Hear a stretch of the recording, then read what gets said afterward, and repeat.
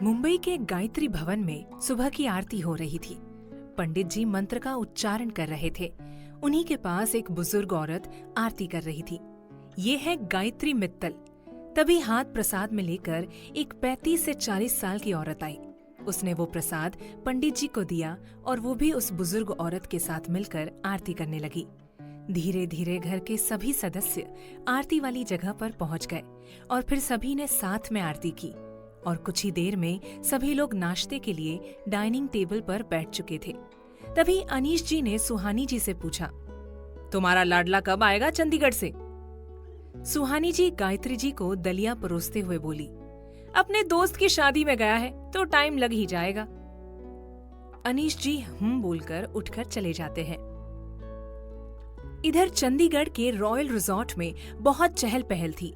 एक लड़का रिजॉर्ट के कमरे से बाहर निकलकर अंगड़ाई ले रहा था। 6 फुट 1 इंच कद, 24 साल का, हल्का सांवला रंग, नीली आंखें, पतले होठ, ट्रिम की हुई दाढ़ी, काले घने बाल जो उसके माथे पर आ रहे थे। काफी दिलकश लग रहा था। ये लड़का कोई और नहीं बल्कि मुंबई का बिजनेस टाइकून अभिमन्यु मित्तल है। तभी वो बोला, जो भी कहो, रिजॉर्ट भी सही चुना है। किसने चुना है साहिल? तभी पीछे से एक उसी की उम्र का लड़का साहिल आया और बोला, इवेंट मैनेजर ने चुना है। अभिमन्यु बोला, यार जब से आया हूं तब से इवेंट मैनेजर की तारीफ सुन रहा हूं, बट अभी तक मिला नहीं हूं। साहिल हंसते हुए बोला, लगता है महाशय का दिल आ गया है, क्यों कुणाल? उसने पीछे मुड़कर कहा तो पीछे से एक और लड़का आ गया और बोला, हो भी सकता है। ये सुन अभिमन्यु बोला, शट अप गाइस, ऐसा कुछ नहीं है। तुम सब जानते हो ना कि अगले महीने मेरी शादी है राइमा से। तो कुणाल ने मुंह बनाकर कहा, शादी नहीं सौदा। ये सुनकर अभिमन्यु उसे घूरने लगा। तभी साहिल बोला, यार मुझे ना मिष्टी को देखना है। अब दोनों उसे छेड़ते हुए बोले, ओहो, मिष्टी भाभी से मिलने की तमन्ना जाग रही है। साहिल ने कहा, हाँ यार क्या करूं, एक तो दादी ने मना किया हुआ है कि जब तक शादी नहीं हो जाती तब तक दूल्हा दुल्हन एक दूसरे को देखेंगे भी नहीं, इसीलिए तो लड़की वालों को रिजॉर्ट के दूसरे हिस्से में ठहराया है। कुणाल बोला, चल कोई ना, शादी के बाद देखते रहना। साहिल ने गुस्से से कहा, तुम दोनों किसी काम के नहीं हो, लगता है निशा की ही हेल्प लेनी होगी। कुणाल बोला, ये निशा कौन है? साहिल बोला, वही जिसे देखने को तरस रहे हैं हमारे अभिमन्यु बाबू। ये सुन अभिमन्यु फिर से उसे घूरने लगा। ये देखकर कुणाल हंस पड़ा। फिर अभिमन्यु गुस्से में बोला, मुझे कोई दिलचस्पी नहीं है उसमें, समझा? ऐसे इवेंट मैनेजर मेरे पैरों के नीचे रहते हैं। ये सुनकर दोनों ने कुछ नहीं कहा, क्योंकि दोनों जानते थे कि अभिमन्यु के लिए स्टेटस कितना जरूरी है। फिर कुणाल बोला, वैसे वो इवेंट मैनेजर तेरी क्या हेल्प करेगी? साहिल बोला, मैं जानता हूँ निशा को, वो कोई ना कोई जुगाड़ लगा ही लेगी। अभिमन्यु बोला, ब्रेकफास्ट करने चले? और दोनों हाँ में सिर हिला देते हैं। तीनों ब्रेकफास्ट के लिए चले जाते हैं। उधर रिजॉर्ट के दूसरे हिस्से में रुके लोग ब्रेकफास्ट कर रहे थे। तभी एक उम्रदराज औरत एक लड़की से बोली, अरे निशा बेटा, तू भी कुछ खा ले। निशा उनकी तरफ मुड़ी। 22 साल की, 5 फीट 8 इंच कद, गेहुआ रंग, भूरी आंखें, गुलाबी होठ, येलो कुर्ती के साथ ब्लू एंकल लेंथ जीन्स, जो एक बार देख ले तो बार बार देखे, ऐसी थी हमारी निशा। निशा बोली, दादी माँ कुछ ही देर में हल्दी की रस्म शुरू हो जाएगी, मुझे लड़के वालों के यहाँ भी देखना है, मैं बाद में कुछ खा लूंगी। इतना बोल निशा भाग गई। दादी माँ बोली, अरे कुछ खा ले। उनके पास बैठी उनकी पोती मिष्टी बोली, दादी वो नहीं मानेगी। दादी माँ सिर हिला देती है। वहीं निशा लड़के वालों के हिस्से में गई तो देखा कि अभी तक तैयारी पूरी नहीं हुई। ये देख उसका पारा चढ़ गया। वो काम करने वालों से बोली, हल्दी आज ही होनी है, कल परसों नहीं, जल्दी जल्दी काम कीजिए, चलो काम निपटाओ। फिर निशा बाकी के कामकाज देखने लगी। अभिमन्यु, कुणाल और साहिल ने ब्रेकफास्ट कर लिया था।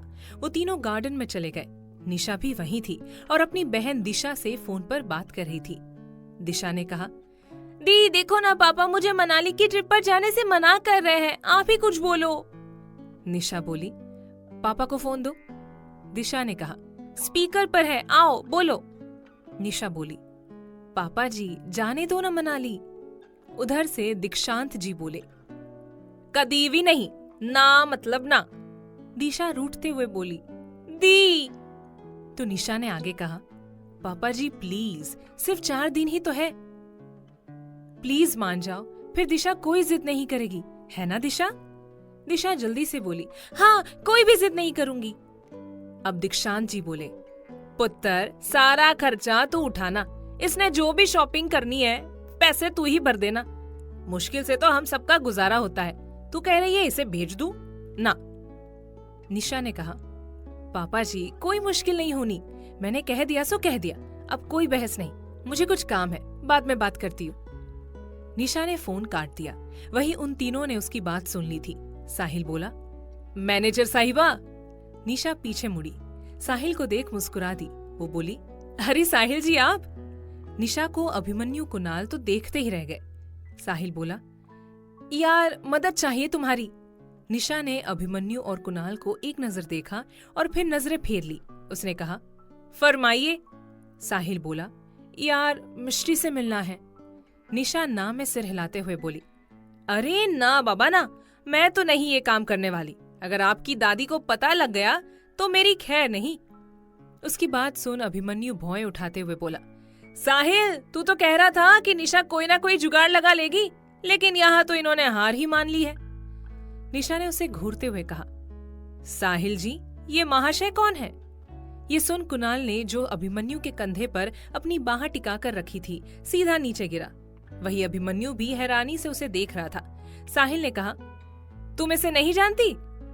निशा बोली, क्यों, कहीं के प्रेसिडेंट है या फिर सेलिब्रिटी? निशा की बात अभिमन्यु को चुप सी गई और वो उसे घूरने लगा। साहिल बोला, नहीं लेकिन उनसे कम भी नहीं है, ये है मिस्टर अभिमन्यु मित्तल, इंडिया के टॉप बिजनेसमैन में से एक। निशा ने सिर हिला दिया। अभिमन्यु बोला, साहिल चल, मुझे नहीं लगता इससे कुछ होगा, ऐसी लो स्टेटस लोग सिर्फ बातें बनाते हैं। इतना बोल वो आगे बढ़ गया। निशा बोली, ओ हेलो मिस्टर, ये अपने स्टेटस की अकड़ कहीं और दिखाना समझे, खुद को तो बातें करने की तमीज नहीं है, चले हैं मुझे ज्ञान देने। निशा की बात से अभिमन्यु का पारा अब चढ़ गया और वो गुस्से में निशा की ओर बढ़ चला। वो भी निशा को कुछ बोल पाता तभी पीछे से किसी की आवाज आई, क्या हो रहा है वहां? और उस शख्स को देखकर अभिमन्यु अपने दांत पीसते हुए वहीं रुक गया। वहीं साहिल के चेहरे की तो हवाइयां उड़ गई थी। आखिर किसने पीछे से आवाज लगाई थी सभी को? आखिर अभिमन्यु गुस्से में निशा के साथ क्या करने वाला था? क्या अभिमन्यु और निशा की ये आखिरी मुलाकात थी या जिंदगी फिर मिलवाएंगी इन्हें? निशा की बात से अभिमन्यु का पारा अब चढ़ गया और वो गुस्से में निशा की ओर बढ़ चला। वो अभी निशा को कुछ बोल पाता तभी पीछे से किसी की आवाज आई, क्या हो रहा है वहां? और उस शख्स को देखकर अभिमन्यु अपने दांत पीसते हुए वहीं रुक गया। वहीं साहिल के चेहरे की तो हवाइयां उड़ गई। जब सभी ने उस आवाज की ओर देखा तो वहां दादी खड़ी थी। निशा बात को संभालते हुए बोली, कुछ नहीं दादी, बस थोड़ा अरेंजमेंट्स को लेकर डिस्कस कर रहे थे। ये सुनकर दादी बोली, निशा जल्दी आजा बेटा, अभी बहुत से काम पड़े हैं। बोलते हुए वो वहां से निकल गई। तभी साहिल ने कहा, चलो यार चलते हैं हम लोग भी। अभिमन्यु भी गुस्से से बोला, हाँ मैं भी उन लोगों के मुंह नहीं लगता जो किसी काम के ना हो। तो निशा भी गुस्से में बोली, अब अगर साहिल जी ने खुद अपनी हाथों से मिष्टी जी को हल्दी ना लगाई तो मेरा नाम भी निशा सूद नहीं। अभिमन्यु उसकी तरफ मुड़ा और बोला, देखते हैं। निशा ने उसकी आंख में देखते हुए कहा, देखते हैं। हल्दी का फंक्शन शुरू हो चुका था। निशा के जिद करने पर लड़का और लड़की की हल्दी एक साथ करने के लिए साहिल की दादी मान गई। सब लोग साहिल और मिष्टी को हल्दी लगा रहे थे। इन सब में लेकिन साहिल ना मिष्टी को देख पाया ना मिष्टी साहिल को। वहीं अभिमन्यु जो कि साहिल के पास ही खड़ा था उसके कान में धीमी आवाज में बोला, बस बोलना आता है उस लड़की को, कर कुछ नहीं पाएगी। निशा वही पास में ही खड़ी थी। उसने अभिमन्यु की बात भी सुन ली थी और निशा उसके पास जाकर बोली, मैं क्या क्या कर सकती हूँ इसकी आपको खबर नहीं है मिस्टर मित्तल। अभिमन्यु ने भौएं चढ़ाते हुए कहा, क्लास तो छोटा है ही तुम्हारा, कम से कम मैनर्स तो सही रखो मिस सूद। किसी की निजी बातें सुनना बैड मैनर्स होती है, किसी ने बताया नहीं? ये सुनकर निशा वहां से जाने को हुई तो अभिमन्यु फिर बोला, सुनो, जाओ जाकर मेरे लिए एक ग्लास जूस ले आओ। अब निशा गुस्से में बोली, ना ही मैं तुम्हारी गुलाम हूं, ना ही तुम्हारी बीवी, समझे, जो तुम मुझे ऑर्डर दे रहे हो। निशा ने वहां से जाते हुए कहा, एक्सक्यूज मी। निशा को टोकते हुए अभिमन्यु बोला, एक्सक्यूज्ड। ये सुन निशा खींच गई। उसे खींच चढ़ते हुए देख अभिमन्यु कुटिल मुस्कान के साथ मुस्कुरा दिया। निशा अपने आप को शांत करके बोली, देखिए मिस्टर मित्तल। अभिमन्यु फिर से उसे टोक कर बोला, दिखाइए। अब निशा का पारा चढ़ने वाला था। इससे पहले कि वो अभिमन्यु की क्लास लेती, उसे मिष्टी की मां ने बुला लिया, मिष्टी को हल्दी लगाने के लिए। निशा अभिमन्यु को एक नजर देख फिर साहिल को हल्दी लगाई और फिर मिष्टी को भी। सभी ने हल्दी लगा ली थी दुल्हा दुल्हन को। तभी निशा बोली, अरे मिसेस अरोड़ा, बिना नाच गाने ही प्रोग्राम खत्म करने का इरादा है क्या? No dance? तभी मिष्टी के पापा बोले, बिल्कुल भी नहीं निशा बेटा, इतनी रूखी सुखी तो हम नहीं होने देंगे। अपनी बेटी की हल्दी है, नाच गाना तो बनता ही है। आप बोलिए माँ जी। साहिल की दादी कुछ सोचकर बोली, निशा सही कह रही है, नाच गाना तो बनता है और मैं भी नाचूंगी। अरे भाई, इकलौते पोते की शादी है। सब मुस्कुरा दिए। निशा के चेहरे पर लेकिन एक अलग मुस्कुराहट थी, जिसे अभिमन्यु ने देख ली थी। कुछ देर बाद अभी नाच गाने में सब लोग व्यस्त हो गए। मिष्टी और साहिल पर किसी का ध्यान नहीं था। निशा उन्हें बाहर गार्डन में ले गई। उसने कहा, अपना कोटा पूरा करके अपने अपने कमरे में चले जाना। दोनों सिर हिला देते हैं। निशा वहां से चली गई। वो सीधा अभिमन्यु के पास गई और बोली, कहा था ना कि साहिल खुद अपने हाथों से मिष्टी को हल्दी लगाएगा। अभिमन्यु हंस दिया। ये निशा को अजीब लगा। अभिमन्यु ने निशा के पीछे की ओर इशारा किया। निशा पीछे मुड़ी तो देखा कि सामने साहिल की दादी है। ये देख निशा के चेहरे पर डर और घबराहट के भाव साफ दिखाई दे रहे थे। अभिमन्यु मुस्कुरा दिया। साहिल की दादी बोली, ये हमने क्या सुना निशा? निशा हकलाने लगी और बोली, वो दादी माँ, वो। साहिल की दादी उसे टोकते हुए बोली, हकला क्यों रही है आप? निशा ने खुद को शांत किया और फिर कहा, वो दादी माँ देखिए ना, सभी लोगों ने साहिल जी और मिष्टी जी को हल्दी लगाई, लेकिन उन दोनों ने एक दूसरे को तो लगाई ही नहीं। साहिल की दादी उसे घूरते हुए बोली, ऐसी कोई रीत होती है क्या? ये सुनकर निशा चुप हो गई और उसकी चुप्पी का फायदा उठाते हुए अभिमन्यु बोला, दादी माँ, मैं तो शुरू से ही कहता रहा कि ऐसे मिडिल क्लास लोगों के साथ बात करनी ही नहीं चाहिए और ना ही कोई जरूरी जिम्मेदारी देनी चाहिए इन्हें। ये सुनकर निशा गुस्से से बोली, mister Mittal, be in your limits. And क्या आपने ये क्या मिडिल क्लास लगा रखा है? माना कि आप सिल्वर स्पून लेकर पैदा हुए हैं, लेकिन आपके परिवार में आपके पिताजी या दादाजी या परदादाजी कोई तो मिडिल क्लास में पैदा हुआ होगा। हर इंसान की नींव लो से शुरू होकर ही हाई पर आती है। और हाँ, आपकी कंपनी में काम करने वाले मिडिल क्लास लोग ही है ना, या फिर हाई क्लास वाले? उन पर भरोसा करते हैं ना आप? ये सुनकर अभिमन्यु चुप हो गया, लेकिन साहिल की दादी मुस्कुरा दी।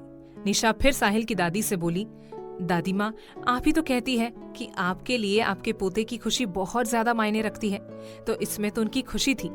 और दादी माँ, दुल्हा दुल्हन एक दूसरे को शादी से पहले नहीं देख सकते, लेकिन साहिल जी और मिष्टी जी तो पहले से ही एक दूसरे को पति पत्नी मान चुके हैं। अब आपका क्या ख्याल है? साहिल की दादी बोली, आप सही कह रही है, और अभी हर वक्त मिडिल क्लास लोगों को कोसना बंद करो। गायत्री ने ये परवरिश नहीं दी है तुम्हें। अभिमन्यु को बोलकर वो चली गई। निशा फिर अभिमन्यु के पास आकर उसकी आंखों में आंखें डालकर बोली, निशा अगर कुछ ठान ले तो करके ही रहती है। एंड मिस्टर मित्तल, मुझे कम मत आंकना। जहां आपकी सोच खत्म होगी वहां मेरी शुरू होगी। इतना बोल वो चली गई। अभिमन्यु उसके जाने के बाद गुस्से में बोला, जहां आपकी सोच खत्म होगी वहां मेरी शुरू होगी। सोच, माय फुट। बहुत अकड़ है इसमें, पर किस बात की? ना इतनी सुंदर है ना क्लास है, सेल्फ ऑब्सेस्ड गर्ल है। तभी उसका फोन बज पड़ा। फोन पर राइमा नाम फ्लैश कर रहा था। उसने एक लंबी सांस लेकर कॉल उठाया। राइमा ने कहा, हेलो अभी। अभिमन्यु बोला, बोलो राइमा। राइमा ने आगे कहा, क्या अभी, माना दोस्त की शादी में गए हो, लेकिन तुम तो मुझे भूल ही गए। ना कोई कॉल, ना कोई मैसेज, और ना ही मेरे मैसेज का कोई रिप्लाई। भूल तो नहीं गए? अगले महीने शादी है हमारी। अभिमन्यु ने खींचते हुए कहा, कुछ नहीं भूला, बाय, बिजी हूं। अभिमन्यु ने फोन काट दिया। वो खुद में बोला, एक तो इससे पीछा नहीं छूट रहा। और फिर निशा को याद करते हुए बोला, और इधर इस निशा ने मेरा ईगो हर्ट करके बहुत बड़ी गलती कर दी है। फिर सिर झटक कर अपने कमरे में चला गया। क्या अभिमन्यु अपनी होने वाली शादी से खुश नहीं था? आखिर क्या अभिमन्यु दिशा से बदला लेने का कोई प्लान बना रहा था? आखिर क्या होने वाला है इन दोनों की जिंदगी में? जानने के लिए सुनिए अगला एपिसोड सिर्फ प्रतिलिपि एफएम पर। हुए रायमा से कहा, कुछ नहीं भूला, बाय, बिजी हूं। अभिमन्यु ने फोन काट दिया। वो खुद में बोला, एक तो इससे पीछा नहीं छूट रहा। और फिर निशा को याद करते हुए बोला, और इधर इस निशा ने मेरा ईगो हर्ट करके बहुत बड़ी गलती कर दी है। फिर सिर झटक कर अपने कमरे में चला गया। इधर मिष्टी के कमरे में उसकी 2 सहेलियां थी।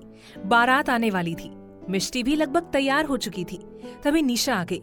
निशा को देख मिष्टी ने कहा, निशी, अभी तक तूने कपड़े नहीं बदले? यार, तेरी क्लाइंट होने के साथ साथ तेरी दोस्त भी हूँ। निशा ने मुस्कुराकर कहा, हाँ मेरी जान, पता है, तू तो जानती है कि मुझे तैयार होने में ज्यादा वक्त नहीं लगता। मिष्टी हाँ में सर हिला देती है। तभी पीछे से आकर किसी ने निशा के आंखों पर हाथ रख दिया। निशा ने झट से पहचान लिया और कहा, शिखा। निशा शिखा की तरफ मुड़ गई। शिखा ने भी हाथ हटा दिया। शिखा को देख निशा मिष्टी से बोली, देख मिष्टी, इसे अब समय मिला है तेरी शादी में आने का। मिष्टी शिखा को घूरने लगी तो शिखा ने कहा, सॉरी ना यार, इसका क्या है, ये तो चंडीगढ़ में ही रहती है, लेकिन मुझे तो संगरूर से आना था, ऊपर से पापा की तबीयत भी खराब थी। मिष्टी बोली, माफ कर रही हूँ। शिखा उसके गले लग गई। निशा बोली, मुझे भूल गई? शिखा ने बाहें फैलाते हुए कहा, आजा मेरी जान। निशा भी उन दोनों से गले मिल गई। फिर तीनों अलग हुई। निशा बोली, मिष्टी, जल्द से जल्द टचअप कर ले, और शिखा तू भी रेडी हो जा, मैं एक बार बाहर सब कुछ देख कर आती हूँ और फिर रेडी होती हूँ। दोनों सिर हिला देती है। निशा चली गई। सब कुछ देखकर वो रेडी होने वाली होती है। कुछ देर बाद वो रेडी हो जाती है और तब तक बारात भी आ जाती है। सब बारात के स्वागत में लग जाते हैं। निशा पंडित जी को उनकी जरूरत की चीजें दे रही होती है। कुछ देर बाद वरमाला का टाइम हो जाता है तो लड़के वाले सब मंडप की तरफ बढ़ जाते हैं, जो कि गार्डन में सजाया गया था। निशा और शिखा मिष्टी को लेने चले गए। साहिल की नजरें मिष्टी को तलाश कर रही थी। वहीं अभिमन्यु भी इधर उधर नजरें घुमाकर किसी को खोज रहा था, लेकिन किसे वो ये नहीं जानता था। तभी उसकी नजर सामने से आती निशा पर पड़ी, जो कि शिखा के साथ मिष्टी को लेकर आ रही थी। मिष्टी ने गोल्डन ब्लाउज के साथ रेड लहंगा पहना था, बालों का बन बनाया हुआ था और सिर पर चुनरी थी, हाथ में कलीरे और लाल चूड़ा। नजरें झुकी हुई। साहिल तो उसे देखता ही रह गया। कुणाल की नजर जब मिष्टी की बाएं तरफ से आती हुई शिखा पर पड़ी तो उसमें खो सा गया। शिखा ने लाइट ग्रीन कलर के ब्लाउज के साथ डार्क ग्रीन साड़ी पहनी थी, बालों को एक साइड पर किया हुआ था और कानों में बड़े बड़े झुमके पहने थे। बहुत प्यारी लग रही थी। वहीं अभिमन्यु की भी ना चाहते हुए निशा पर नजर ठहर सी गई। निशा ने लाइट पिंक कलर का बैकलेस अनारकली पहना था, बालों की पोनी बनाई हुई थी, कान में टॉप्स थे, एक हाथ में घड़ी थी और दूसरे में चूड़ियां। बहुत ही सिंपल और प्यारी लग रही थी। अभिमन्यु जब जब निशा से नजरें हटाना चाहता तब तब उसकी नजरें वापस उस पर चली जाती। निशा और शिखा मिष्टी को साहिल के पास लेकर आए। वरमाला की रस्म हुई। कुछ देर बाद दोनों को रेस्ट करने दिया और फिर सही मुहूर्त पर दोनों को फेरों के लिए बुलाया गया। दोनों की शादी जब संपन्न हुई तब जैसे ही साहिल बाहर निकला उसने देखा उसके जूते गायब है। ये देख उसने अभिमन्यु और कुणाल की तरफ देखा तो दोनों ही निशा और शिखा की तरफ इशारा करने लगे। साहिल ने उन दोनों की तरफ देखा तो दोनों मुस्कुरा रही थी। निशा ने अपनी चुन्नी में छुपाए हुए जूते निकालकर उसे दिखाए। साहिल ने अपने दादी की तरफ देखा तो उसकी दादी बोली, ये तो रस्म है। साहिल ने अपनी जेब में हाथ डालते हुए कहा, कितना शगुन चाहिए? अभिमन्यु कुणाल के कान में बोला, अब दिखाएगी अपनी औकात, देखना कैसे लूटेंगी। कुणाल कुछ नहीं बोला, वो बस शिखा को देखने में व्यस्त था। तभी निशा ने कहा, साहिल जीजू, हमें हमारी मिष्टी की खुशी चाहिए और कुछ नहीं। उसकी बात सुन साहिल मुस्कुरा दिया। शिखा बोली, हाँ, अगर मिष्टी की आंख में से एक भी आंसू गलती से टपक पड़ा तो आपको बता दूं कि मेरे पापा पुलिस में हैं, तो आप भी सीधा समझ रहे हैं ना? शिखा की बात सुन सब हंस दिए। साहिल ने हंसते हुए कहा, और कोई फरियाद? दोनों ने ना में सिर हिला दिया। दोनों ने साहिल को जूते दे दिए और जेब से शगुन का लिफाफा निकालकर उन्हें देते हुए कहा, ये लो अपना नेक। दोनों ने मुस्कुराते हुए ले लिया। कुछ देर बाद विदाई का टाइम हुआ। सब बहुत रोए। सभी को रोता देख कुणाल भी रो पड़ा। उसे रोता देख शिखा सिसकते हुए बोली, आप क्यों रो रहे हैं? कुणाल ने उसकी आंखों में देखते हुए कहा, क्योंकि आप रो रही है। ये सुनकर शिखा असमंजस की स्थिति में उसे देखने लगी तो कुणाल ने आई विंक कर दी और गाड़ी में जाकर बैठ गया। शिखा हैरानी से उस दिशा में देख रही थी जिस दिशा में कुणाल गया था। वहीं निशा भी रो रही थी। अभिमन्यु उसके साथ खड़ा था। निशा को रोता देख वो उसके पास जाकर बोला, क्या हुआ, ऐसे क्यों रो रही हो? ओ, कहीं इसलिए तो नहीं कि साहिल से तुम्हें मुंह मांगे पैसे नहीं मिले? ये सुन निशा अभिमन्यु को घूरने लगी। उसने अपना पैर अभिमन्यु के पैर पर जैसे ही मारना चाहा, अभिमन्यु ने उस जगह से अपना पैर हटा लिया जिससे उसका बैलेंस बिगड़ा। लेकिन इससे पहले कि वो गिरती, अभिमन्यु की मजबूर बाहों ने उसे थाम लिया। दोनों सबसे पीछे चल रहे थे तो किसी का ध्यान उन पर नहीं गया। दोनों, निशा और अभिमन्यु, एक दूसरों की आंखों में खो गए। तभी दोनों के कान में कुणाल की आवाज पड़ी जो कि अभिमन्यु को बुला रहा था। अभिमन्यु ने झट से निशा को खड़ा किया और वहां से चला गया। वहीं निशा अभी भी वैसे की वैसे खड़ी थी। इधर अभिमन्यु ने खुद से कहा, ये क्या हो रहा है मुझे? लेकिन मैं सुध याद रखना कि ये मुलाकात इतनी छोटी नहीं होगी। अभी अभिमन्यु से तुम्हें बहुत बार मिलना है। आखिर क्या चल रहा है अभिमन्यु के दिमाग में? वो निशा को भूल क्यों नहीं पा रहा है? क्या इन दोनों की ये नोकझोंक लाने वाली है कोई तूफान? अब निशा की जिंदगी में कौन सा मोड़ आएगा? जानने के लिए सुनिए अगला एपिसोड सिर्फ प्रतिलिपि FM पर। 4 निशा शिखा को अपने साथ चंडीगढ़ में ही अपने घर में लेकर चली गई। वहीं अभिमन्यु और कुणाल भी अपनी रात की फ्लाइट पकड़कर वापस मुंबई चले गए।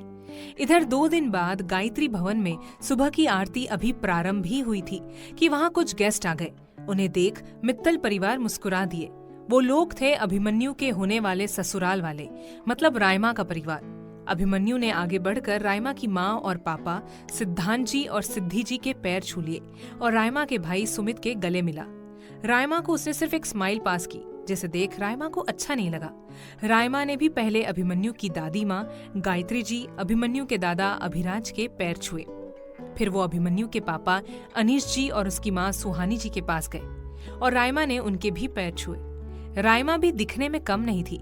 गोरा रंग, पतली कमर, तीखे नैन नक्श, गुलाबी होठ, किसी भी लड़के को उससे पहली नजर का ही प्यार हो जाएगा। अनीश जी बोले, आप लोग इतनी सुबह सुबह हमारे घर? गायत्री जी बोली, मैंने ही बुलाया है। अब शादी होने वाली है रायमा और अभी की, तो कुछ बातचीत तो बनती है ना। सिद्धि जी बोली, जी बिल्कुल बिल्कुल। गायत्री जी बोली, जी चलिए पहले ब्रेकफास्ट कर लेते हैं। तभी अभिमन्यु बोला, आप लोग ब्रेकफास्ट करिए, मेरी एक जरूरी मीटिंग है तो मैं वहां जा रहा हूँ। वो जाने लगा तो गायत्री जी ने उसे रोकते हुए कहा, बेटा तेरे ससुराल वाले आए हैं और तुझे मीटिंग की पड़ी है। शादी तक तू बिजनेस का कोई भी काम नहीं करेगा। अभिमन्यु ने जब कुछ कहना चाहा तो अनीश जी बोल उठे, माँ सही कह रही है। अभिमन्यु चुप कर गया। फिर वो बोला, अच्छा एक ये मीटिंग करने दीजिए, फिर छुट्टी। गायत्री जी मान जाती है। वो जाने लगता है तो सुहानी जी बोली, अभी बेटा ब्रेकफास्ट तो कर ले। अभिमन्यु बोला, माँ ऑफिस में कुछ खा लूंगा, बाय। वो चला गया और बाकी सब ब्रेकफास्ट करने लगे। दूसरी ओर चंडीगढ़ में शिखा संगरूर जा चुकी थी। निशा इस वक्त अपने ऑफिस पहुंची थी। वो सीधा अपने कैबिन में गई। तभी उसके कैबिन में प्यून आ गया और बोला, निशा मैडम आपको वीर सर ने कैबिन में बुलाया है। ये सुनकर निशा बोली, ओके मैं आती हूँ। थोड़ी देर बाद निशा वीर के कैबिन में होती है। वीर उसे देखकर मुस्कुराता है। उसने उसे बैठने का इशारा किया। निशा बैठ गई। वीर ने उसकी तरफ एक लिफाफा बढ़ा दिया। निशा ने वो लिफाफा लिया और वीर ने उसे खोलने का इशारा किया। निशा ने उसे खोला। उसमें एक लेटर था। उसने लेटर पढ़ा। लेटर पढ़ते वक्त उसके चेहरे के भाव बदलते जा रहे थे। उसने लेटर पढ़कर वीर की तरफ हैरानी से देखा तो वीर मुस्कुरा दिया। निशा बोली, सर मेरा प्रमोशन हो रहा है? वीर ने मुस्कुरा कर कहा, यस मिस सूद, लेकिन प्रमोशन के साथ ट्रांसफर भी है। आपको मुंबई वाली ब्रांच के लिए काम करना होगा, जो हमारा लास्ट प्रोजेक्ट था, मिस्टर साहिल मल्होत्रा की शादी का प्रोजेक्ट। उससे हमें बहुत फेम मिला और हमारी कंपनी इवेंट कंपनीज में टॉप 10 में है, जिसकी वजह सिर्फ तुम हो। तुम अपना हर काम पूरी शिद्दत से करती हो, जिस कारण आज यू सीनियर मैनेजर की पोस्ट के लिए प्रमोटेड हो। निशा ने कहा, सर मुझे प्रमोशन के लिए बहुत खुशी है, लेकिन ट्रांसफर, सर मैं तो वैसे ही अपने परिवार से इतनी दूर चंडीगढ़ में काम कर रही हूँ और अब मुंबई। सर क्या बिना ट्रांसफर के प्रमोशन नहीं मिल सकता? वीर ने कहा, नहीं miss Sood, it's not possible. And miss Sood, आप सिर्फ सीनियर मैनेजर ही नहीं, बोर्ड ऑफ डायरेक्टर की टीम में भी शामिल हो जाएंगी। मिस सूद, ये एक बहुत बड़ी अचीवमेंट है, इसे ऐसे ही ना जाने दीजिए। एंड मुंबई में आपके रहने की सारी व्यवस्था कंपनी करेगी। निशा ने कहा, सर मैं आपको अपनी फैमिली से बात करके बताऊं तो चलेगा? वीर ने मुस्कुराते हुए हाँ में सिर हिला दिया। निशा जाने लगी तो वीर बोला, निशा मैं सिर्फ बॉस की हैसियत से नहीं, दोस्त की हैसियत से भी बोल रहा हूँ कि डोंट लेट इट गो। निशा ने मुस्कुराकर हाँ में सिर हिला दिया और चली गई। उधर मुंबई सुहानी टेक्नोलॉजी अभिमन्यु अपने कैबिन में बैठा था और उसके सामने उसकी सेक्रेटरी सीमा बैठी थी और उसे उसकी आज की मीटिंग्स के बारे में बता रही थी। लेकिन अभिमन्यु का ध्यान उसकी बात की बजाय कहीं और था। उसके सामने बार बार निशा का चेहरा आ रहा था। उस दिन के बाद से उसे बार बार निशा का चेहरा दिख जाता था। जब सीमा ने नजर उठाकर अभिमन्यु को खोया हुआ देखा तो उसने कहा, अभिमन्यु सर। अपना नाम सुन अभिमन्यु हड़बड़ा गया। वो बोला, हाँ। फिर जब वो सीमा को देखता है तो बोला, तुम जाओ, आज की मीटिंग्स पोस्टपोन कर दो। मेरे कैबिन में मेरे लिए 2 कॉफी एंड 4 वड़ा पाव भेज दो एंड कुणाल को भी भेज दो। सीमा सिर हिलाकर चली गई। उसके जाने के बाद अभिमन्यु ने अपना सिर अपनी कुर्सी से टिका लिया और कहा, क्यों वो लड़की छाई हुई है मेरे दिमाग पर? बार बार उसी का चेहरा दिख रहा है। इतनी भी खूबसूरत तो नहीं है वो, पर फिर भी उसी का चेहरा क्यों दिख रहा है? ओ गॉड, हे भगवान, क्यों मिलाया मुझे उस मिडिल क्लास लड़की से? तभी वहां कुणाल आ गया। वो सीट पर बैठते हुए बोला, किससे बात कर रहा है? अभिमन्यु बोला, छोड़ यार। कुणाल बोला, अच्छा फिर ये बता क्यों बुलाया? अभिमन्यु बोला, यार उस लड़की ने ना दिमाग खराब कर दिया है। मतलब हर वक्त उसी का चेहरा दिखता है, तंग आ गया हूं उससे। कुणाल असमंजस की स्थिति में बोला, उससे? किससे? अभिमन्यु चिढ़ते हुए बोला, वही मिडिल क्लास लो स्टैंडर्ड चीप लड़की, इवेंट मैनेजर। कुणाल मुस्कुरा दिया। वो उसे चिढ़ाते हुए बोला, ओ निशा जी। अभिमन्यु ने उसे घूरते हुए कहा, इतनी इज्जत तूने आज तक मुझे तो नहीं दी। कुणाल गंभीरता से बोला, और तूने कभी इतनी शिद्दत से रायमा के बारे में तो सोचा नहीं। उसकी बात सुन अभिमन्यु कुछ नहीं बोला। कुणाल फिर बोला, अभी रायमा तेरी मंगेतर है। मुझे बताया अंकल ने कि उनके आने पर तू बिना ब्रेकफास्ट किए आ गया। अभिमन्यु ने कहा, यार मन नहीं था ब्रेकफास्ट करने का। कुणाल बोला, देख पहले तो मैं रायमा और तेरी शादी के लिए राजी नहीं था, लेकिन अब सिर्फ तेरे लिए हो रहा हूं। उसे उसकी अहमियत बता, ऐसे दूर दूर मत रहे। अभिमन्यु हाँ में सिर हिला देता है। कुणाल बोला, आज इवेंट कंपनी से भी मिलना है। तभी पियून आ गया, कॉफी और वड़ा पाव लेकर। उसने वो सब टेबल पर रखा और चला गया। अभिमन्यु ने वड़ा पाव उठाकर खाते हुए कहा, किस इवेंट के लिए? ये सुनकर कुणाल ने अपना माथा पीट लिया। वो बोला, रायमा की शादी के लिए। उसका जवाब सुन अभिमन्यु ने अपनी आंखें बंद कर ली और कहा, सॉरी यार। कुणाल ने सिर हिला दिया। आखिर क्या होगा कहानी में आगे जानने के लिए सुनिए अगला एपिसोड सिर्फ प्रतिलिपि एफएम पर।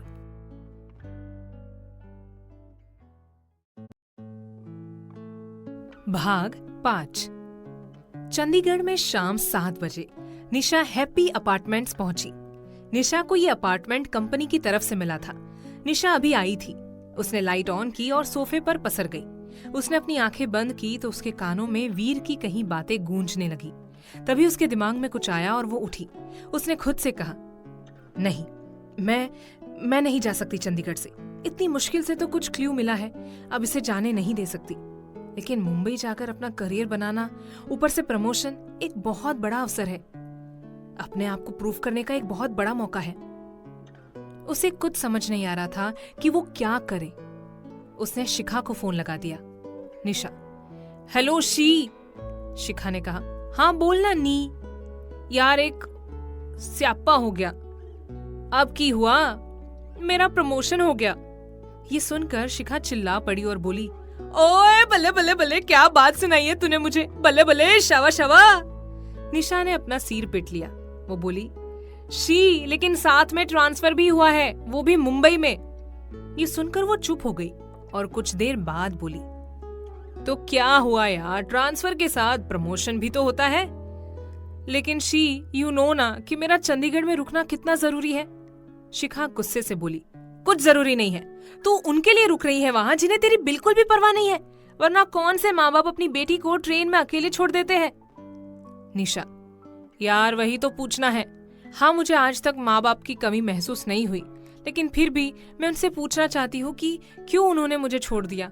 एंड यार, ये मुझे सिर्फ चंडीगढ़ में रहकर ही पता लगेगा। तुझे बताया था ना कड़े के बारे में। शिखा, देखनी, तू जो मर्जी कर, मैं हमेशा हर पल तेरे साथ रहूंगी, लेकिन फिर भी एक एडवाइस दे रही हूँ कि इसे जाने मत दे। निशा, माँ और पापा से बात करके बताती हूँ। और फोन कट जाता है। इधर मुंबई में सुहानी टेक्नोलॉजी में अभिमन्यु कैबिन में बैठा काम कर रहा था कि तभी वहां सीमा आ गई और बोली, सर, इवेंट कंपनी से लोग आ चुके हैं। अभिमन्यु बोला, उन्हें भेज दो एंड कुणाल को भी भेज दो। सीमा सिर हिलाकर चली गई। कुछ देर में इवेंट कंपनी वाले कुणाल के साथ अभिमन्यु के कैबिन में थे। इवेंट कंपनी से सीईओ और उनकी सेक्रेटरी आई थी। अभिमन्यु बोला, मिस्टर सिंह, ये अभिमन्यु मित्तल की शादी है, तो मैं सब कुछ परफेक्ट चाहता हूँ, मुझे कोई भी कमी नहीं चाहिए। मिस्टर सिंह बोले, आप फिक्र मत करिए मिस्टर मित्तल, हम कंपनी की बेस्ट एम्प्लॉय को ये काम सौंपने वाले हैं। वो अपना काम करने में माहिर है। आपको मैं उनके डिजाइन किए गए इवेंट्स की फोटो दिखाता हूँ। अभिमन्यु सिर हिला देता है। मिस्टर सिंह अपनी सेक्रेटरी रिया से फोटो लेते हैं और अभिमन्यु को दिखाते हैं।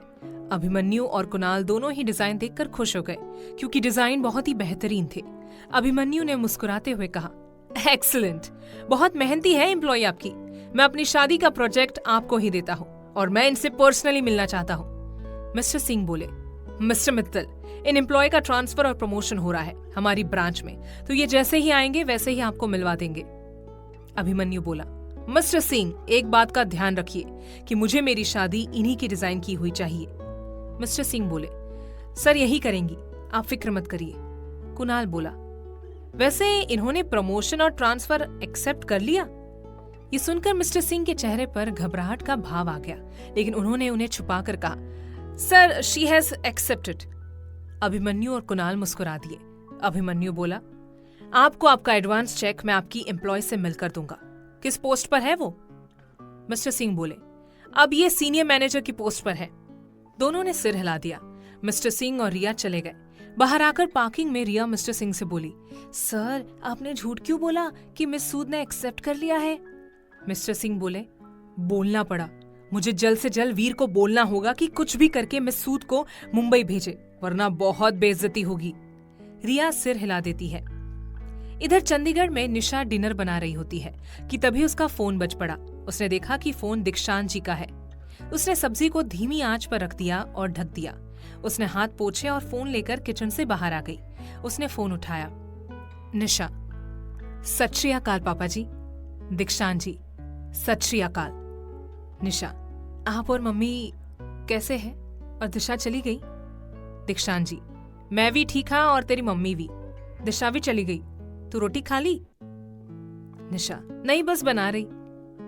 दीक्षांत जी, अच्छा, संगरूर कब आ रही है? पापा जी, वो कुछ बताना था। हाँ पुत्र, 10। पापा जी, मेरा प्रमोशन हो गया है।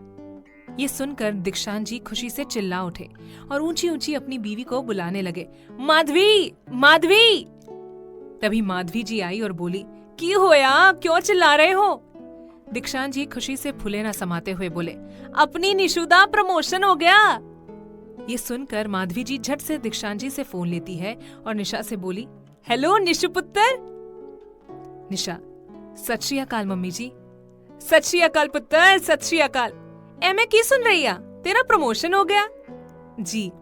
ओए, ये तो बड़ी खुशी की गल है। मैं कल ही गुरुद्वारे प्रसाद चढ़ाकर आवांगी। मम्मी जी, फोन स्पीकर पर रख दीजिए।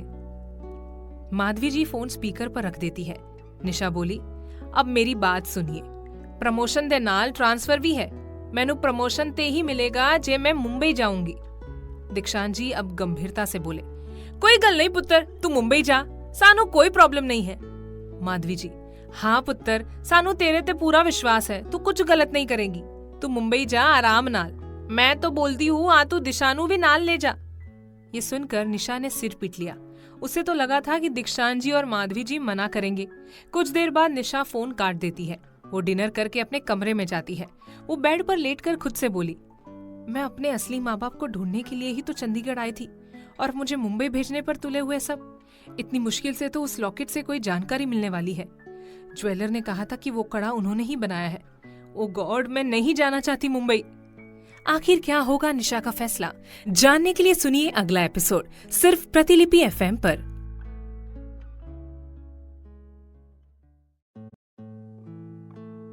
भाग 6। अगले दिन सुबह 6 बजे निशा उठी। वो जाकर पानी गर्म करती है और बालकनी में लगे झूले पर बैठकर पानी पीती है। सूरज की किरणों से उसका चेहरा चमक उठा था। उसके चेहरे पर ताजगी थी। पिछले दिन के बारे में सोचकर वो परेशान हो गई। वो खुद से बोली, आज पहले ज्वेलर से मिलना होगा। वो जल्दी से घर का सारा काम निपटाकर रेडी होकर ब्रेकफास्ट करके घर को लॉक करके अपनी स्कूटी से ज्वेलरी के शॉप पर चली जाती है। अभी ओनर को आने में समय लगना था, तो वो शॉप में बैठकर इंतजार करने लगी। तभी उसका फोन बज पड़ा। फोन वीर का था। उसने उठाया। Veer, hello miss Sood. Yes sir. Miss Sood, मुझे कल ही मुंबई वाली ब्रांच के सीईओ का कॉल आया था। उन्होंने कहा है कि क्लाइंट को आपके बनाए गए डिजाइन बहुत पसंद आ गए हैं और वो अपनी शादी और बाकी का सारा इवेंट काम आपसे ही करवाना चाहते हैं। सो मिस सूद, प्लीज कंपनी के लिए ये प्रमोशन और ट्रांसफर एक्सेप्ट कर लीजिए। इससे आपकी ही लाइफ बन जाएगी। सर, मैं ऑफिस में पहुंचकर आपको बताती हूँ। एंड सर, मुझे थोड़ी देर हो सकती है। No problem. फोन कट गया। निशा मन ही मन खुद से बोली, ये किस धर्म संकट में फंस गई। एक तरफ कंपनी की इज्जत है और दूसरी तरफ मेरे माँ बाप। तभी शॉप के ओनर आ जाते हैं। उन्हें देखते ही वो सीधा उनके पास गई और बोली, अंकल, पता लगा कि किस फैमिली ने ये कड़ा बनवाया था? ओनर अपनी सीट पर बैठते हुए बोले, हाँ निशा पुत्र, पता लग गया। ये कड़ा आनंद जी ने बनवाया था अपनी पोती के लिए, लेकिन उन्होंने ऐसे 2 कड़े बनवाए थे। निशा की आंखों में आंसू आ गए और होठों पर एक प्यारी सी मुस्कान आ गई। निशा बोली, अंकल एड्रेस? ओनर बोले, बेटा एड्रेस तो मैं दे नहीं सकता, लेकिन क्योंकि तुमने मेरी बेटी को गुंडों से बचाया था तो तुम्हें बता देता हूँ। इतना बोल उन्होंने एक पेपर लिया और रजिस्टर में से एड्रेस लिखा और निशा को पकड़ा दिया। निशा ने उन्हें थैंक यू कहा और बाहर निकल गई। वो खुशी से झूमते हुए अपनी स्कूटी के पास आई और बोली, यस यस यस, मेरी फैमिली में मेरे दादाजी भी हैं। उन्होंने 2 कड़े बनवाए, इसका मतलब कोई भाई बहन। Oh my God, I am so happy. वो अपनी स्कूटी पर बैठती है और ओनर के दिए एड्रेस पर चली जाती है। इधर मुंबई में गायत्री भवन में सभी ब्रेकफास्ट कर रहे थे। तभी अभिमन्यु बोला, दादी, मैंने इवेंट कंपनी से बात कर ली है। बहुत ही अच्छी कंपनी है, काफी अच्छे डिजाइन दिखाए थे उन्होंने। गायत्री जी बोली, चलो ये तो अच्छा हुआ। इवेंट कंपनी का काम तो तू, कुणाल और आरव संभाल लेंगे। सुहानी, हमें सदा शगुन का सामान देख लेना चाहिए। सुहानी जी बोली, जी माँ जी। आरुषि ने कहा, दादी माँ, शादी बहुत फीकी है। आरुषि की बात सुनकर सब असमंजस की स्थिति में उसे देखने लगे। आरुषि फिर सबकी सवालियों नजरों को समझकर बोली, मेरा मतलब था कि शादी में कोई मसाला नहीं है, कोई ट्विस्ट नहीं है जैसे सीरियल में होता है। ये सुनकर सभी ने माथा पीट लिया। आरव बोला, बहन, उन्हें टीआरपी चाहिए होती है, लेकिन हमें थोड़ी चाहिए। पापा, इसका टीवी देखना बंद करवा दो, कहीं ससुराल जाकर सीरियल की तरह क्लेश ना करती रहे। ये सुनकर आरुषि ने उसे पीठ पर मुक्का मारा। आरव अपनी कुर्सी से उठा। आरुषि भी उठ चुकी थी। दोनों पूरे घर में भागने लगे। आरुषि आगे और आरव पीछे। सब हंस दिए। गायत्री जी अभिमन्यु से बोली, अभी बेटा, जो भी आपकी शादी का इवेंट मैनेज करेगा या करेगी, उन्हें अच्छे से समझा दीजिएगा कि हमें कोई भी कमी नहीं चाहिए। अभिमन्यु ने मुस्कुरा कर कहा, जी दादी, मैं उन्हें पर्सनली मिलने वाला हूँ। मिस्टर सिंह का कहना है कि ये जो मैनेजर है, उनका प्रमोशन और ट्रांसफर मुंबई में ही हो रहा है, तो जैसे ही आएंगी वैसे ही उनसे मिल लूंगा। गायत्री जी ने सिर हिला दिया। अनीश जी बोले, आप घर पर ही रहना, बाहर मत जाना, घर में तुम्हारी जरूरत पड़ सकती है। अभिमन्यु सिर्फ सिर हिला देता है। उन दोनों को देख सभी ने अपने सिर झटके और अपने अपने काम के लिए निकल गए। उधर चंडीगढ़ में निशा ओनर के दिए एड्रेस पर पहुंच चुकी थी। सामने एक बहुत बड़ा बंगला था। वो बंगला शहर से बाहर था। बंगला बहुत ही पुराना था। ऐसा लग रहा था कि सालों से वहां कोई नहीं आया हो। बंगले की हालत देखकर निशा खुद से बोली, यहाँ तो लगता है कोई भी नहीं रहता। अंदर जाकर देखती हूँ, क्या पता कुछ मिल जाए। निशा अपनी स्कूटी लगाती है और गेट खोलती है। अंदर जाकर वो देखती है कि हर जगह मिट्टी ही मिट्टी थी। वो खुद से बोली, यहाँ तो लगता है कि सालों से कोई नहीं आया। वो अब दरवाजा खोलने की कोशिश करती है, लेकिन दरवाजा लॉक था। अब निशा अंदर जाने का कोई और रास्ता ढूंढने लगती है। तभी उसे खिड़की दिखी। खिड़की लेकिन अंदर से बंद थी। निशा आसपास देखकर एक पत्थर उठाकर खिड़की पर दे मारा। खिड़की का कांच टूट गया। निशा ने जहां से कांच टूट गया था वहां से अंदर हाथ डाला और खिड़की खोली। खिड़की खोलने के बाद वो अंदर चली गई। अंदर हर जगह मिट्टी और मकड़ी के जाले थे। वो खुद से बोली, यहाँ मैं क्या ढूंढूं? हर जगह तो मकड़ी है। निशा धीरे धीरे आगे बढ़ती है। बाहर से आती रोशनी से वो सब कुछ आराम से देख पा रही थी। निशा ने धीरे धीरे सारा घर देख लिया, लेकिन उसे कहीं भी कुछ नहीं मिला। वो उदास हो गई। वो खुद से बोली, इतनी दूर आई और हाथ कुछ भी नहीं लगा। उसकी आंखों से आंसू निकल आए। वो चिल्ला पड़ी, कहाँ हो आप? कहाँ हो आप मम्मी पापा? आखिर कहानी में अब आगे क्या होगा, जानने के लिए सुनिए अगला एपिसोड सिर्फ प्रतिलिपि एफएम पर।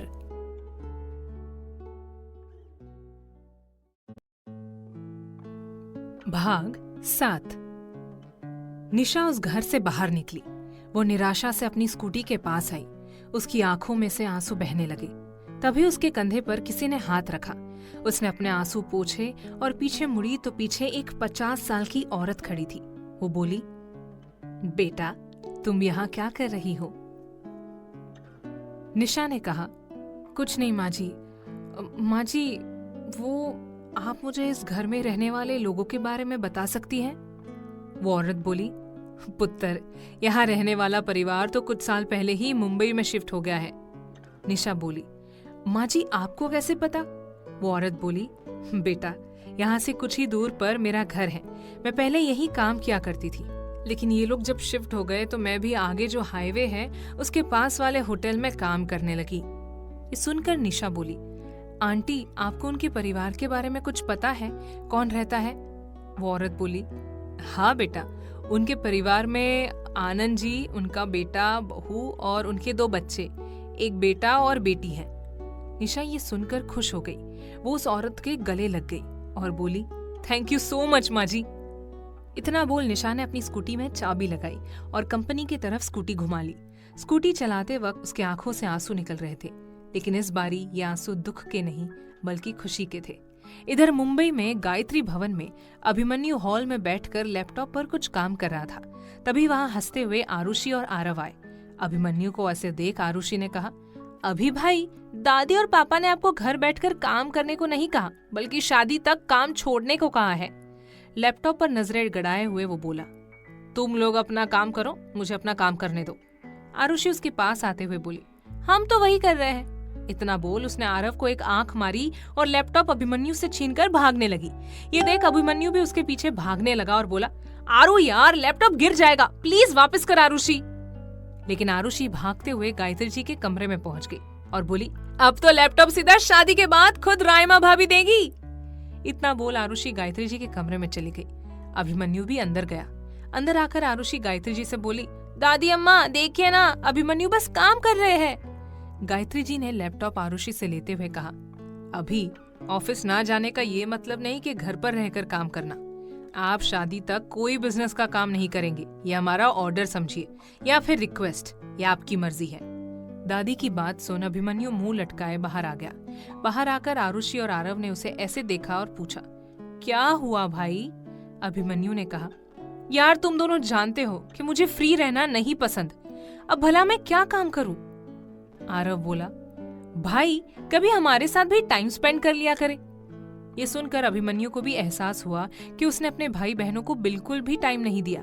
अभिमन्यु ने कहा, अच्छा तो बोलो, आज तुम दोनों क्या खाना चाहते हो लंच में? मैं बनाता हूँ। ये सुनकर दोनों खुश हो गए। आरुषि बोली, मसाला पोहा। आरव बोला, moong dal khichdi. Aarushi, mix veg.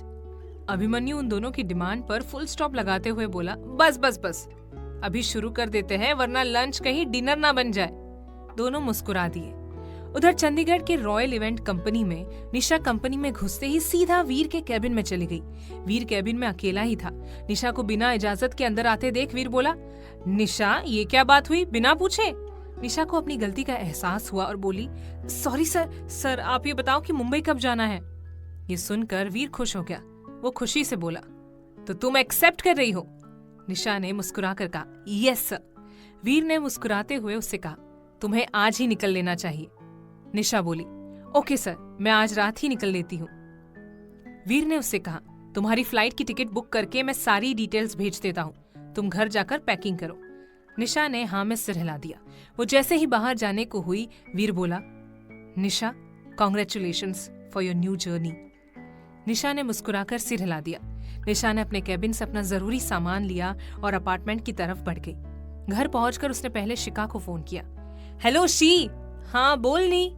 She, आज मैं बहुत खुश हूँ। क्यों, ऐसी कौन सी लॉटरी लग गई? मेरे असली माँ बाप का पता मिल गया।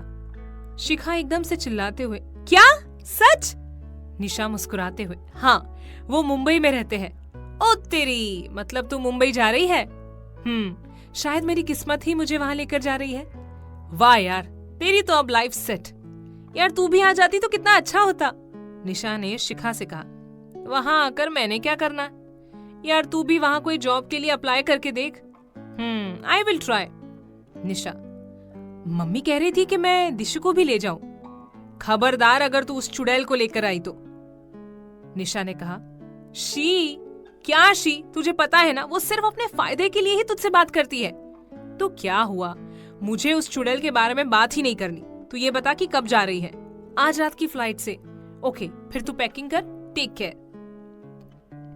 फोन कट जाने के बाद निशा दीक्षांत जी और माधवी जी को भी बता देती है, लेकिन वो उन्हें अपनी असली माँ बाप के बारे में कुछ नहीं बताती। फिर वो पैकिंग में लग जाती है। इधर गायत्री भवन में अभिमन्यु खाना बना रहा था और उसका छोटा भाई आरव उसकी हेल्प कर रहा था। वहीं अभिमन्यु की बहन आरुषि स्लैब पर बैठकर बातें कर रही थी। वो टैबलेट में देखते हुए बोली, अभी भाई, मुझे अभी तक कोई अच्छा सा रिजॉर्ट नहीं मिल रहा, आप ही कोई सिलेक्ट कर लो। आरव भी प्याज काटते हुए बोला, हाँ भाई, आप ही सिलेक्ट करो। जो मुझे पसंद आता है वो इसे नहीं आता, जो इसे आता है वो मुझे नहीं आता। अभिमन्यु बोला, रिजॉर्ट इवेंट मैनेजर सिलेक्ट कर देगी। वैसे भी उसके डिजाइन देखकर इतना तो मैं श्योर होकर कह सकता हूँ कि उसकी चॉइस बहुत अच्छी होगी। आरुषि बोली, चलो ये भी सही है, हमारे सिर से भार उतरा। ये सुन दोनों हंस दिए। आखिर कहानी में आगे क्या होगा, जानने के लिए सुनिए अगला एपिसोड सिर्फ प्रतिलिपि FM पर।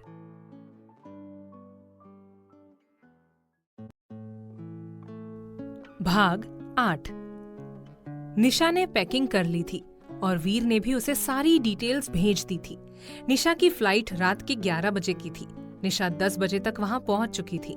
कुछ देर में वो फ्लाइट में बैठी और अपनी नई जिंदगी की उड़ान भरने लगी। लगभग 4 घंटों बाद वो मुंबई के एयरपोर्ट पर थी। उसने सारी फॉर्मेलिटीज पूरी की और बाहर आई। इन सब में उसे 5 बज गए। सूर्योदय हो चुका था और हर तरफ अपनी किरणों से रोशनी बिखेर रहा था। निशा टैक्सी से पहले सीधा होटल गई। वहां उसने चेक इन किया और रूम में चली गई। रूम में जाकर उसने दीक्षांत जी और माधवी जी को अपने पहुंचने की खबर दे दी। उसके बाद उसने वीर को भी बता दिया। वीर ने कहा कि उसे मुंबई में जहां रहना है, उसे वो सारी जानकारी मुंबई वाली ब्रांच में जाकर मिल जाएगी। वहां निशा को 9 बजे जाना था। वो कुछ देर के लिए सो गई। इधर सुबह 9 बजे गायत्री भवन में सब लोग ब्रेकफास्ट कर रहे थे। तभी गायत्री जी बोली, अभी बेटा, आज आप अपनी माँ के साथ शॉपिंग के लिए चले जाइएगा। वहाँ राइमा और सिद्धि भी होंगे, तो अच्छे से पेश आना। अभिमन्यु का जाने का बिल्कुल भी मन नहीं था, लेकिन वो गायत्री जी की बातें नहीं टाल सकता था। उसने सिर हिला दिया। तभी आरुषि बोली, दादी माँ, मैं भी जाऊँ क्या? गायत्री जी ने कहा, हाँ बिल्कुल। तभी अनीश जी बोले, आरुषि, आपने रिजॉर्ट देख लिया? आरुषि बोली, डैड, कुछ समझ ही नहीं आ रहा था, तो सोचा कि ये काम इवेंट मैनेजर ही कर लेंगी। अनीश जी ने सिर हिला दिया। तभी अभिराज जी बोले, सारा काम उसी पर मत थोप देना। अभिमन्यु बोला, दादू, उन्हें इसी काम के पैसे मिलते हैं। इसके आगे कोई कुछ नहीं बोला, क्योंकि सब अभिमन्यु की सोच से वाकिफ थे। इधर मुंबई में निशा रॉयल इवेंट कंपनी पहुंची और रिसेप्शनिस्ट से सीईओ से मिलने की बात कही तो उसने अंदर फोन करके उसे जाने को कहा। निशा फिर लिफ्ट से मिस्टर सिंह के कैबिन में गई। वहां पर उनकी सेक्रेटरी भी मौजूद थी। निशा को उन्होंने बैठने को कहा।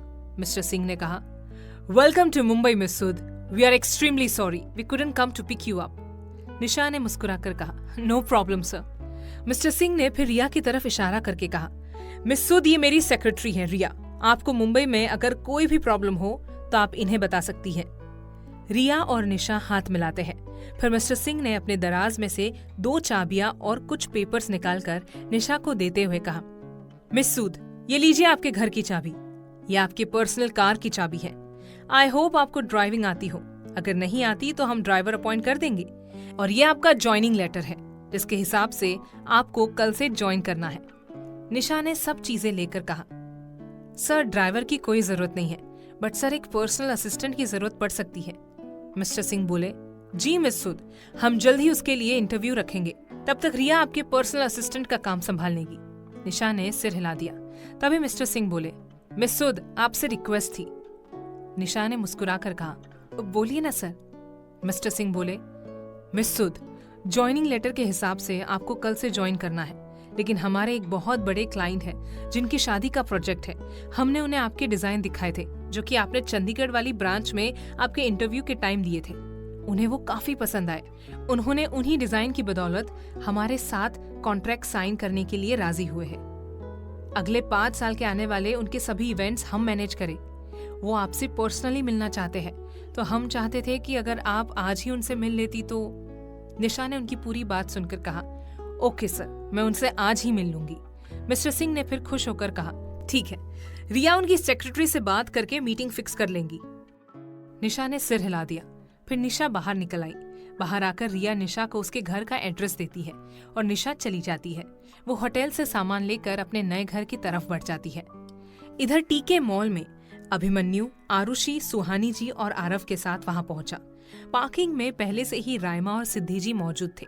अभिमन्यु ने सिद्धि जी के पैर छू लिए। रायमा भी सुहानी जी के गले लग गई। अभिमन्यु जाकर रायमा के बगल में खड़ा हो गया, जिसे देख रायमा खुश हो गई। फिर सब शॉपिंग के लिए अंदर चले गए। अभी सब लेडीज के सेक्शन में थे। अभिमन्यु बहुत बोर हो रहा था। तभी उसका फोन बजा। उसने देखा कि सीमा का फोन है। वो एक साइड गया और उसने फोन उठाया। Hello sir. हाँ बोलो सीमा।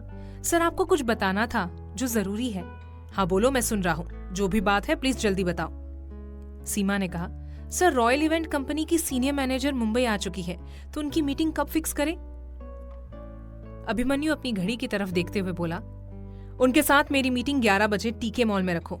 उन्हें कह देना कि वो मुझे रेस्टोरेंट में मिले। सीमा ने ओके बोलकर फोन कट कर दिया और अभिमन्यु भी कुछ सोचते हुए अपनी फोन की तरफ ही देखने लगा। क्या होगा कहानी में आगे जानने के लिए सुनिए अगला एपिसोड सिर्फ प्रतिलिपि एफएम पर।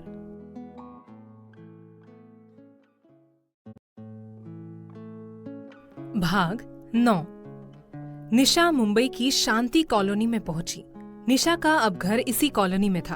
वो अपनी गाड़ी से जैसे ही कॉलोनी के द्वार पर पहुंची, चौकीदार ने उसे रोक लिया। निशा ने अपने पेपर्स दिखाए, जिन पर रॉयल इवेंट कंपनी ने शांति कॉलोनी का एक घर उनके नाम पर किया था। चौकीदार ने उसे गाड़ी की चाबी ली और कहा, मैडम आप चाबी दे दीजिए, गाड़ी मैं लगा दूंगा। निशा ने कहा, गाड़ी की डिग्गी में मेरा सामान भी है, ले आइएगा, हाउस नंबर 10 में। निशा सिर हिलाकर चली गई। अंदर जाकर उसने देखा कि बीच में एक गार्डन था जिसमें सब बच्चे खेल रहे थे और आसपास घर थे। उसने वहां एक औरत से अपने घर के बारे में पूछा तो उस औरत ने उसे बता दिया। निशा अब अपने घर के सामने खड़ी थी। उसने चाबी से घर खोला और अंदर आई। अंदर आकर उसने सबसे पहले लाइट ऑन की। घर साफ सुथरा था। ऐसा लग रहा था कि कुछ दिनों पहले ही इसकी साफ सफाई हुई हो। सब कुछ फुल्ली फर्निश्ड था। निशा ने घूमकर सारा घर देखा। एक हॉल, एक किचन, 2 रूम और 7 अटैच बाथरूम। ऊपर भी एक रूम था और साथ में एक बालकनी भी थी। निशा को घर पसंद आ गया। चौकीदार आकर उसका सामान रख कर चला गया। निशा ने नीचे ही अपना सामान जमाना शुरू कर दिया। उसने सबसे पहले अलमारी में कपड़े रखे। फिर वो किचन में गई और देखा कि खाने का कुछ भी सामान नहीं है, सिर्फ बर्तन है। उसे चाय की तलब थी। वो बाहर गई। उसने पास वाले घर की बेल बजाई। दरवाजा खुलते ही उसी की उम्र की लड़की आई। निशा ने मुस्कुराकर कहा, हेलो। मैं आपके साथ वाले घर हाउस नंबर 10 में रहने वाली हूँ, निशा सूद।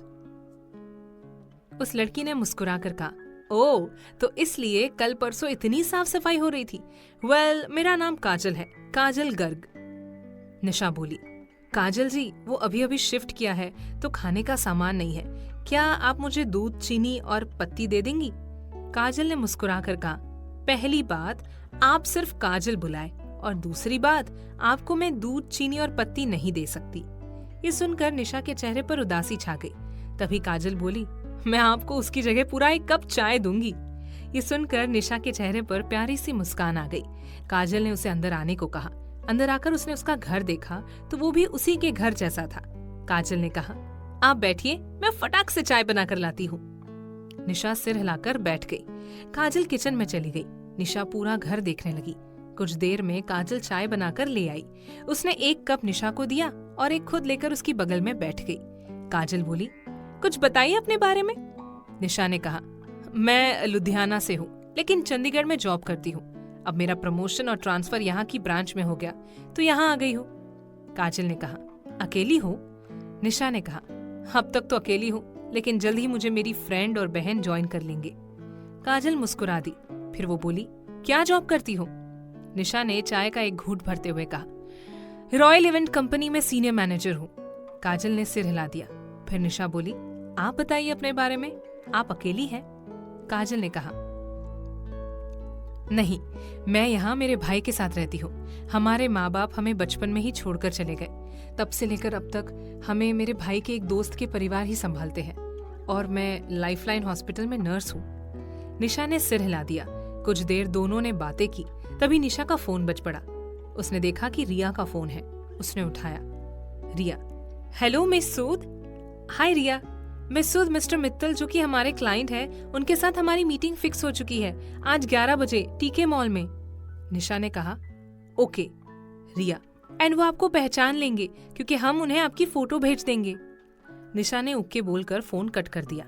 निशा ने काजल से कहा, काजल, मेरी एक मीटिंग है 1 घंटे में, तो मैं आपसे शाम को मिलती हूँ। काजल ने सिर हिला दिया। तभी निशा फिर से बोली, वैसे आप आज शाम को फ्री हैं? काजल ने कहा, मैं 7 बजे तक फ्री हूँ। तो निशा बोली, क्या आप शाम को घर का सामान लेने चल सकती हैं मेरे साथ? मुझे असल में यहाँ की मार्केट के बारे में कुछ भी नहीं पता। काजल ने मुस्कुराकर कहा, श्योर। निशा सिर हिलाकर चली गई। इधर टीके मॉल में अभिमन्यु ने सभी को बता दिया कि इवेंट मैनेजर भी यहीं आ रही है। तो सब उत्सुक हो गए उससे मिलने के लिए, क्योंकि वो पहली ऐसी लड़की थी जिसकी अभिमन्यु ने इतनी तारीफ की थी, चाहे काम की ही क्यों ना हो। इस वक्त सब ज्वेलरी की शॉप में थे। सुहानी जी ने राइमा से कहा, राइमा बेटा, तुम्हें जैसा मंगलसूत्र चाहिए वैसा ही ले लो। राइमा ने सिर हिलाकर ज्वेलर से कहा, अंकल जी, मुझे हैवी नहीं चाहिए, मुझे ऐसा मंगलसूत्र चाहिए जिसे पहनकर मैं अपना काम कर सकूं, मुझे उसमें इरिटेशन ना हो, सॉफ्ट हो। ज्वेलर ने हंसते हुए कहा, बेटा जी, मंगलसूत्र चाहिए या फिर रुई? क्योंकि जितना सॉफ्ट आपको चाहिए उतनी रुई ही होती है। उनकी बात सुनकर सुहानी जी, आरुषि और आरव बिना आवाज के हंसने लगे। वहीं सिद्धि जी ने अपना सिर पीट लिया। अभिमन्यु ने उन पर कोई ध्यान नहीं दिया। आखिर में सुहानी जी खुद ही राइमा के लिए मंगलसूत्र देखने लगी। तभी अभिमन्यु का फोन बजा। उसने देखा कि सीमा ने कोई फोटो भेजी है। अभिमन्यु ने मन ही मन कहा, जरूर सीनियर मैनेजर की होगी, देखते हैं जितने अच्छे डिजाइन थे उतनी अच्छी खुद भी है या नहीं। कुछ ही देर में फोटो डाउनलोड हो गई। जैसे ही अभिमन्यु ने निशा की फोटो देखी तो उसकी आंखें फटी की फटी रह गई। वो ऐसे देख रहा था जैसे कोई बम फटा हो। आखिर क्या होगा कहानी?